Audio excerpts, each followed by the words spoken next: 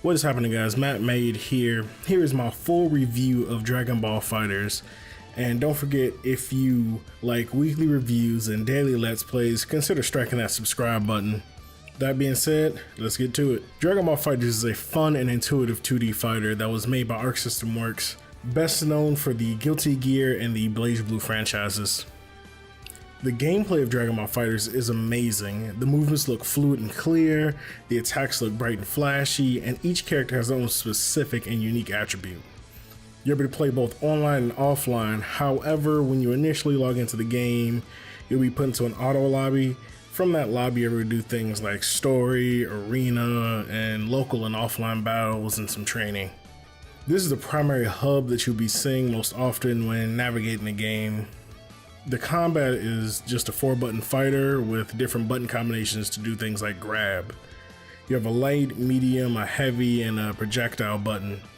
It's fairly easy to play with a controller, and you feel like you can do most, if not all, the things that people with fight sticks can do, so there's not much difference there in my opinion. There's also the auto combo, so even if you're new or not great at fighting games, you can still do combos that look and feel amazing. That being said, doing the manual combos will give you most damage, and it looks the coolest, honestly. There are also dramatic scenes, though I've been unable to get them to happen at this point in time. The one mechanic that I was concerned about, though, was the Dragonball system. However, the mini games that I've played and the mini matches that I've gone through, I've encountered it maybe twice, so it shouldn't be too much of a worry to anybody. The story mode in fighterz is long and it's broken up into 3 different acts, which have little to do with one another. The game is broken up into the Saiyan arc, the villain arc, and the android arc. From what I've seen, parts of these arcs don't exactly match up and conflict with one another at different times.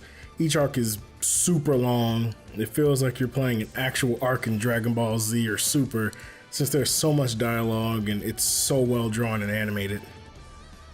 Some of the scenes and such within the story look good. However, many of them just feel a bit off with the mouth movements and the character movements in the cutscenes. This could have been due to the frame rate and the translations, and I found that the voice and the lip sync is better in Japanese, so that's what I've predominantly been playing, and that's the way I've been enjoying the game. The dialogue and the story can be quite funny at times. Cell has to be the best and most animated character in the entire story. With all the quips and all the shade he throws at people, it's amazing. There's also specific dialogue scenes that you can get depending on what characters you're using during a specific scene. This gives a lot of replayability if you want to find all the scenes that a particular character has. The online overall is solid. You can do ranked, you can do casual, ring matches, and some type of tournament battles online.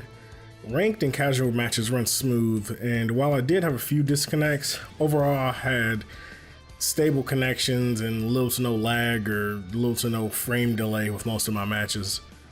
Ring matches still give you some issues when you're trying to connect.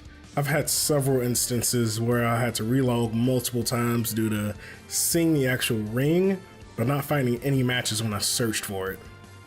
Things have gotten better, however, the issues still persist, and it's frustrating to have to quit to home and then relog into the game over and over again to try to find it.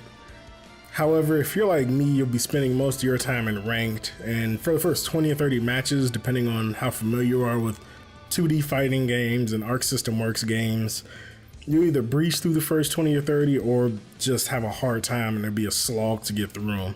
However, after you hit a certain rank, you hit a wall that I like to call the spam wall. It's a point where people somewhat know what they're doing, but are still quite unpredictable, and if they find something that really works, they'll just keep spamming it out. It's a frustrating wall, but you feel accomplished once you're over it. The characters in Dragonball fighterz are diverse and unique. They all have standard string of light, medium, heavy, however the key projectile attacks can differ, and characters such as Hit don't have a projectile at all. Instead, he has a counter and a dash to get around your opponent. Others like Beerus have energy balls that float and can be hit multiple times to set up traps and extend combos. Each character has their own unique gimmick that makes them unique and provides challenges that your opponent needs to overcome to get to you. And Arc has once again made unique characters with their own playstyles and mechanics. There are also nods to events and character. There are also nods to events in the anime in each character's moveset.